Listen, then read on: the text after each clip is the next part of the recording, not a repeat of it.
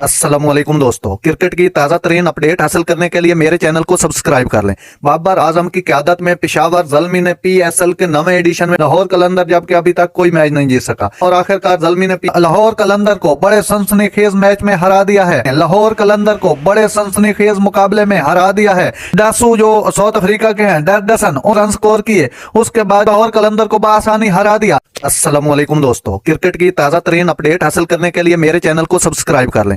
बाबर आजम की क़यादत में पेशावर ज़ल्मी ने PSL के नवे एडिशन में लाहौर कलंदर जबकि अभी तक कोई मैच नहीं जीत सका और आखिरकार ज़ल्मी ने लाहौर कलंदर को बड़े सनसनीखेज मैच में हरा दिया है। लाहौर कलंदर को बड़े सनसनीखेज मुकाबले में हरा दिया है। डासू जो साउथ अफ्रीका के हैं, डसन रन स्कोर किए, उसके बाद लाहौर कलंदर को बआसानी हरा दिया। अस्सलामुअलैकुम दोस्तों, क्रिकेट की ताज़ा तरीन अपडेट हासिल करने के लिए मेरे चैनल को सब्सक्राइब कर लें। बाबर आजम की क़यादत में पेशावर ज़ल्मी ने PSL के नवे एडिशन में लाहौर कलंदर